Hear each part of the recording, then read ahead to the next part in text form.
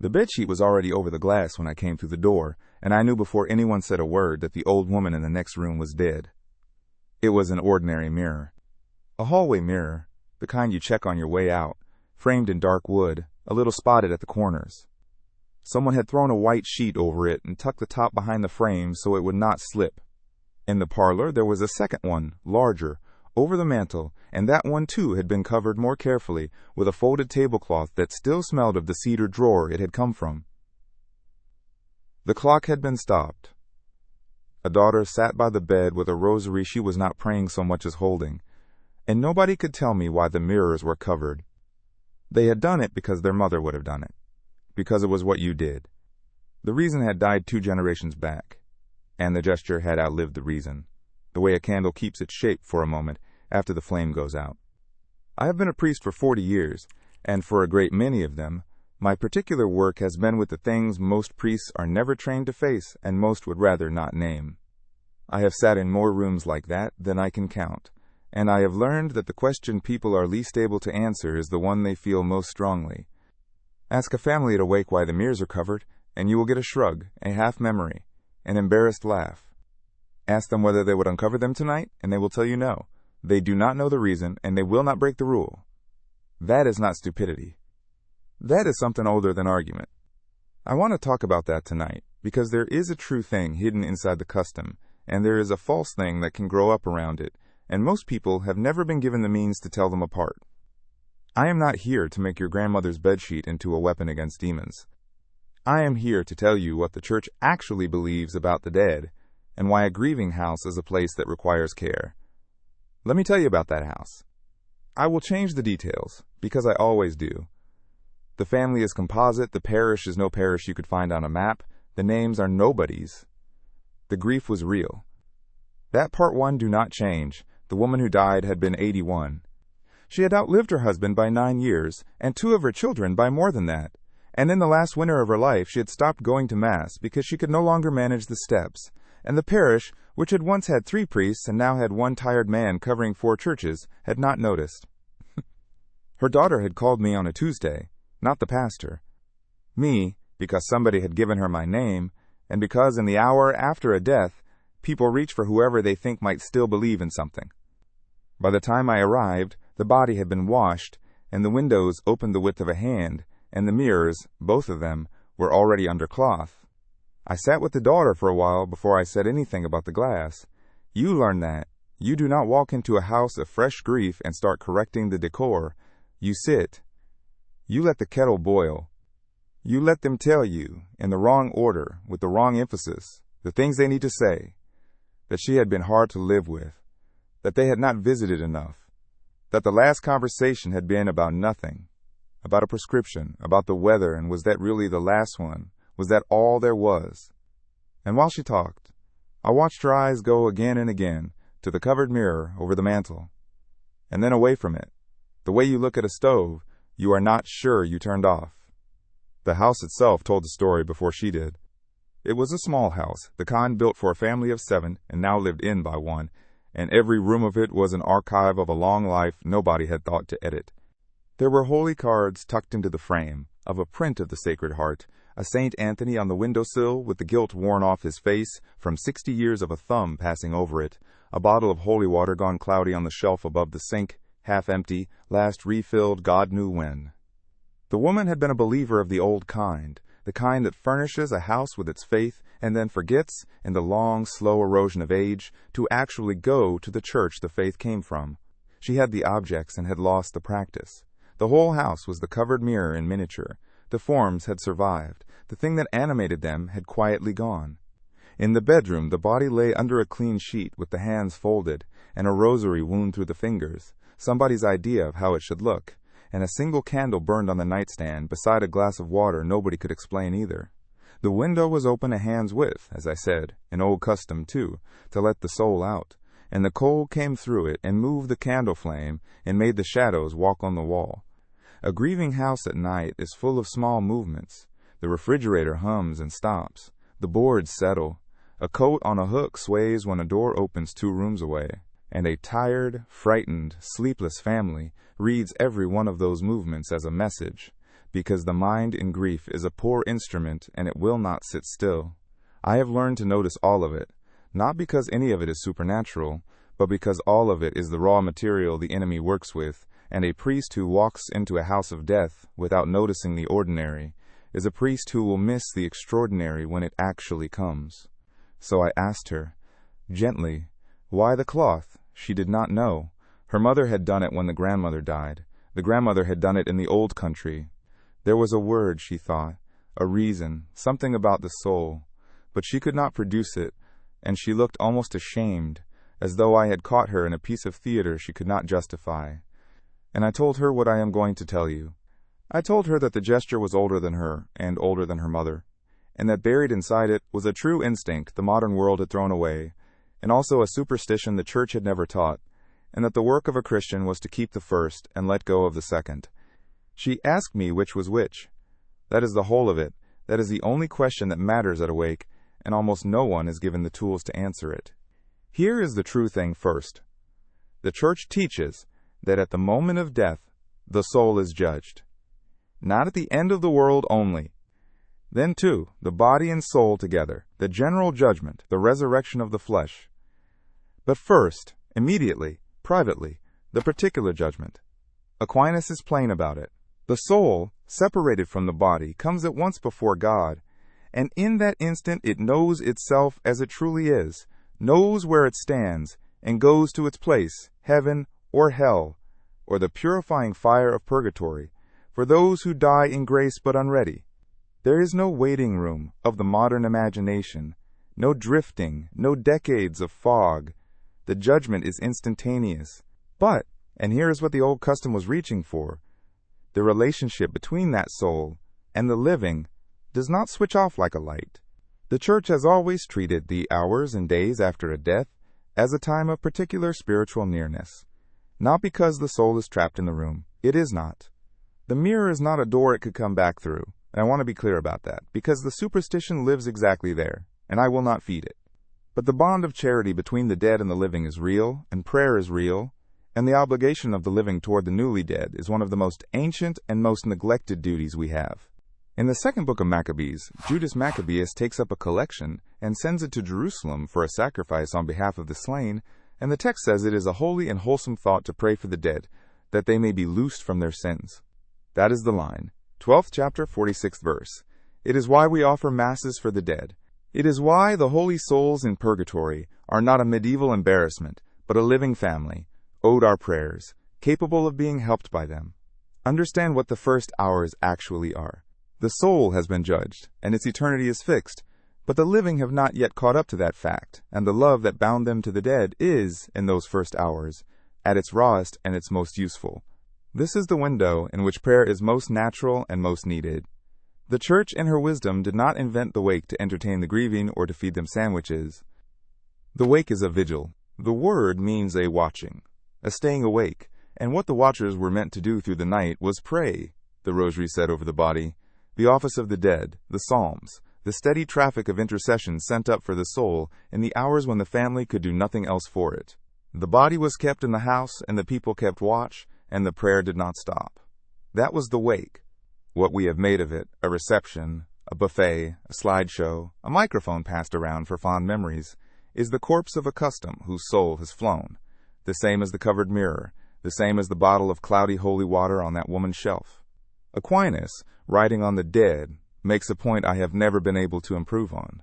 He asks whether the dead know what passes among the living, and whether our prayers can profit them, and he answers that the souls in purgatory, though they cannot help themselves, can be helped by us, that the bond of charity is not severed by death, but in a sense made more urgent by it, because the soul now knows, as it never fully knew on earth, exactly what is at stake. The dead in purgatory are not strangers to be pitied at a distance. They are the church, the same church we belong to, in a different room of the same house, and the door between the rooms is prayer. That is the doctrine. The covered mirror was a confused gesture toward a door that is real. The trouble is that it pointed at the wrong door, the glass instead of the prayer. And a gesture that points at the wrong door is exactly the kind of thing the enemy is happy to let you keep, because it occupies the place where the true thing should be. So what was the old woman's grandmother reaching for, in the old country, when she threw the cloth over the glass. Stay in the room with me, because this is where folk custom and doctrine have to be pulled apart by hand. There were, I think, 3 things tangled together in that gesture, and only one of them is true. The first was vanity, and the rebuke of it. A house of mourning is no place to study your own face. The covered mirror said, plainly, with the eloquence of objects, this is not a week for you. Look away from yourself. Your sister is dead in the next room, and your own reflection is the last thing on earth you need to be tending to. There is real wisdom there, and it is not superstition at all. It is asceticism. It is the same instinct that puts ashes on a forehead and tears a garment in grief. The mirror, uncovered, invites the self back in, at exactly the moment the self should be turned outward, toward the dead, toward God, toward the work of prayer. To cover it is to say, for these days I refuse the small idolatry of my own image. That is sound. The church would bless that without a second thought. The second thing was grief itself, and the strange traps it sets. I have watched the bereaved at a mirror. You catch your own face in the glass at a wake, and it does not look like you. It looks like a stranger wearing your grief, and the bereaved mind, exhausted, sleepless, half-broken, does not always handle that well. People see things in mirrors when they are grieving that they would not see at any other time. Not because the glass is haunted, because they are undone, and a tired mind in a dim room full of death will furnish the silence with whatever it fears. The old custom, covering the glass, removed an occasion of that.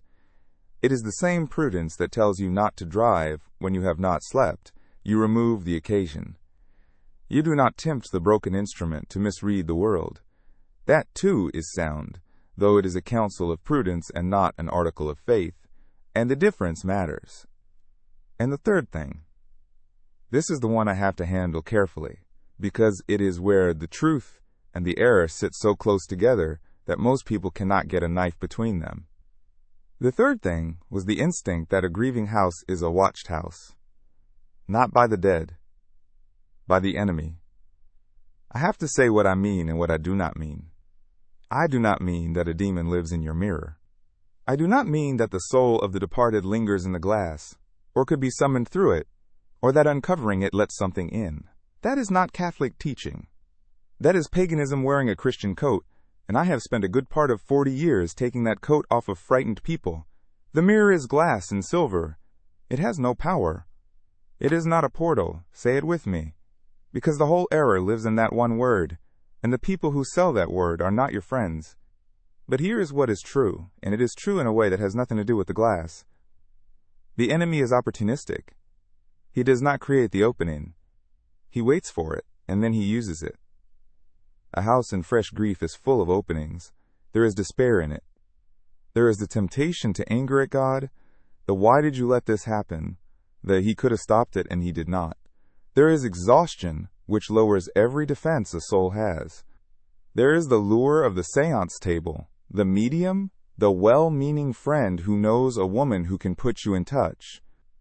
Grief is the single most reliable on-ramp to the occult that I have ever seen, and I have seen a great many. People who would never have dreamed of consulting a psychic will do it 3 weeks after a funeral, because the pain has made them desperate, and desperation will pay any price for one more word from the one it lost. I have buried people whose families were perfectly intact until the funeral, and were in pieces 6 months later, scattered into estrangement and worse, because one of them had gone to a medium to get the dead one back and had come home with something. Not the dead one. The dead do not come back at the bidding of a woman with cards. But the grieving who go looking by those means do not always come home alone, and the thing that follows them home is the thing I spend my life dealing with, and it got in through grief, every time, never through a mirror. The seance is the door. The medium's couch is the door. The phone application that promises to let you message the departed, the new electronic mediums dressed up as comfort, those are the door. The mirror, poor maligned object, was never anything but glass, and the family that covered it was, in its garbled way, refusing the real door while pointing at a false one. That is the door, not the mirror. The mirror was only ever a symbol of the door, and the old custom, in covering it, was making a true statement in a confused language. It was saying, this house is closed for that kind of business, We are not looking for the dead in glass, or in seances, or in signs. We are praying for them in the way the church has always prayed, and we are guarding the grief itself, because grief is the soft place, and we know it. That is the real reason. Strip away the folklore, and underneath the covered mirror is not a haunted object. It is a closed door. It is a family saying, with a sheet and a gesture, that the period of mourning is a guarded period, that the soul of the one they love is in the hands of God and not in the hands of any medium, and that they will mourn by praying and not by prying. The grandmother could not have told you that in those words. She did the gesture and lost the reason. The reason is what I am giving back to you now.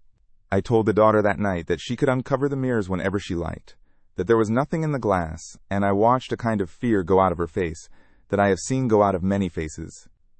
She had been half afraid of her own mantle. Then I told her that the instinct underneath the cloth was right, even though the explanation she had inherited was wrong, and that if she wanted to honor her mother, she should not worry about the glass at all. She should have a mass offered. She should pray for the repose of the soul, by name, that very night and the next night, and on through the days when the nearness is greatest and the help most needed. The cloth could come off. The prayer had to go on. She wept when I said it, and it was the first useful weeping she had done all evening, because it was aimed at something. So let me tell you what this case proves, because it proves the same things every case proves. And they are the things the modern church has half forgotten, and the modern world has wholly forgotten. It proves that the dead can be helped. This is not sentiment. It is doctrine. The holy souls in purgatory are real. They are being purified, and they cannot help themselves, and we can help them. A Mass offered for the repose of a soul is the single most powerful thing a Christian can do for the dead. Not a covered mirror, not a stopped clock, a Mass. The old customs gestured at the nearness of the dead, but they had no power to assist them, and the thing that does have that power, the holy sacrifice, is the thing most families now neglect entirely. They will cover the mirrors. They will not have the Mass said. They have kept the husk and thrown away the seed. It proves that confession is for the living and the dying both. The woman who died had not been to confession in 2 years, not from malice but from neglect and steps she could not climb, and a parish too thin to come to her. Our Lord gave the apostles, in the 20th chapter of John, the power to forgive sins. Whose sins you shall forgive, they are forgiven them, and that power did not lapse. It is in the confessional still. The single greatest preparation for death is a soul in the state of grace, and the single most available means to that state is the sacrament most Catholics now avoid for years at a time. If you take one thing from this woman's death, let it be the resolve not to die as she nearly did, unshriven by accident, saved only because grace is merciful, and the deathbed is not always too late. It proves that the sacramentals matter, in their right place and not an inch beyond it. Holy water in the home, a blessed rosary, the Saint Benedict medal, which the enemy hates because it is a public renunciation of him. These are real, and they are protections, but they are protections of a particular kind. They do not work like a covered mirror is imagined to work, by sealing a magic door. They work because they are prayers in physical form, because they keep God before the eyes and the enemy at bay by the power of the Church's blessing, not by any power in the object itself. The metal is bronze, the holy water is water. What is in them is the Church's prayer, and that is not nothing. That is a great deal. But it is not magic, and the moment you treat it as magic, you have slid back into the very superstition the covered mirror hath embodied. And it proves that the rosary is the weapon for the grieving hand. The daughter held one all night and did not pray it. I have seen that 100 times. The rosary is the thing the hand reaches for, and the mind forgets how to use, and it is exactly the thing the grieving most need, because it does not require eloquence. It requires only that you begin, and let the words carry you when you have none of your own. To pray the rosary for the dead is to do, with beads and breath, the very thing the Maccabees did with their collection, to send help to the soul that can no longer help itself. Now let me say why all of this had to be explained to that family at all. Why they had the gesture and not the reason. Why the husk outlived the seed. It is because we have lost the customs of mourning, and underneath them we have lost the belief in purgatory that gave the customs their meaning. There was a time when a Catholic family knew, in its bones, what death was and what was owed to the dead. They knew the soul was judged. They knew it might be in purgatory. They knew their prayers could reach it. The covered mirror, the stopped clock, the wake itself, the month's mind mass, the anniversary mass, these were the outward forms of a living interior conviction. The conviction has drained away, and the forms have been left standing like the shells of houses after the people are gone. The family covered the mirror because the form survived. They could not say why, because the belief that animated it had been quietly removed, decade by decade, from the catechesis, from the pulpit, from the home. I have watched this happen across my own lifetime, in the priesthood. I was ordained into a church that still, mostly, taught these things, and I have grown old in a church that to a frightening degree has stopped. The holy souls were preached. Now they are a footnote, if that. Purgatory was a place a child learned to pray for. Now it is an embarrassment to be hurried past at funerals that have become, too often, canonizations of the deceased. Everyone assumed straight into heaven nobody prayed for, the most useful thing left undone, because we have decided in advance it is unnecessary. We have replaced the doctrine of the holy souls with a sentiment, and the sentiment cannot pray for anyone, it can only feel. Consider what is lost in that exchange, because it is not a small thing, and it is not only a matter of taste. When a family stops believing in purgatory, it does not become more merciful toward its dead, it becomes useless to them. The family that knows the soul may be in purgatory prays, has masses said, keeps the anniversary, sends help across the door that Aquinas described. The family that has been taught everyone goes straight to heaven does none of that, because there is nothing to do. The dead are already perfectly happy, the homily assures everyone, so put away your beads, there is no work here. And so the most loving thing a Christian can do for the dead is abolished, not by cruelty, but by a false kindness that flatters the grieving and starves the soul that claims to honor. I have come to think that the quiet deletion of purgatory from the modern pulpit has done more harm to the actual dead than any amount of old superstition ever did. The superstition at least kept people praying. The new comfort tells them to stop.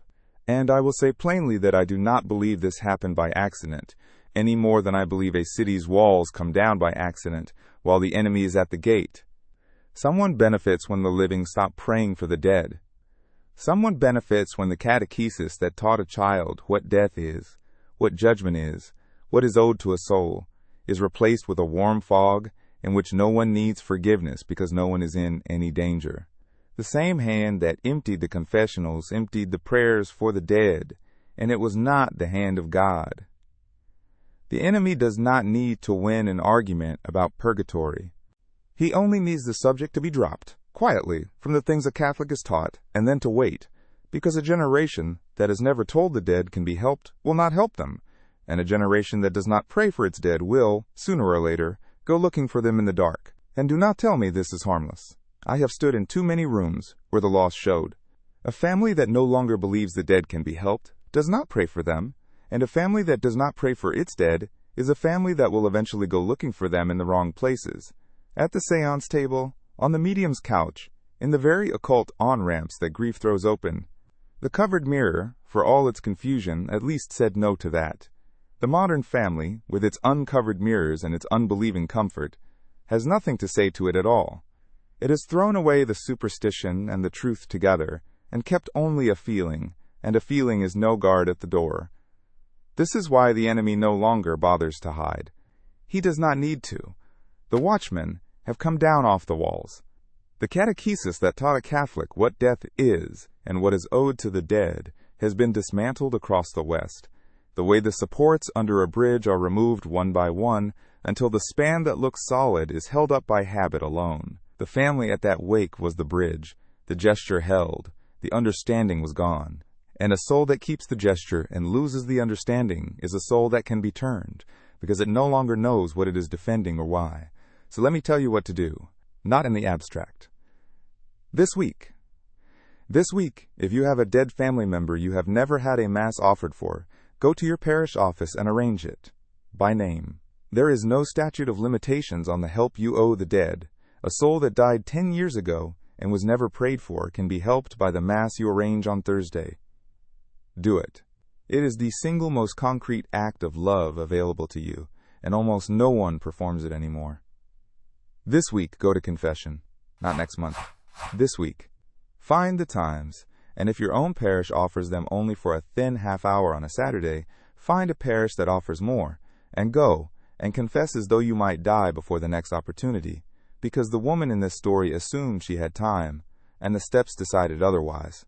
The state of grace is not a thing to schedule loosely. This week, get holy water into your home if it is not there, and a blessed rosary into the hand of every person under your roof, and if you do not have a St. Benedict medal, get one and have it blessed. Then, use them. The holy water at the door is a prayer you walk through. Use it as one. This week, learn the prayer for the dead and say it daily. The Church's own, the one your grandmother knew and you may not. Eternal rest grant unto them, O Lord, and let perpetual light shine upon them. May they rest in peace. 8 seconds. There is no excuse on earth for not having 8 seconds for the dead.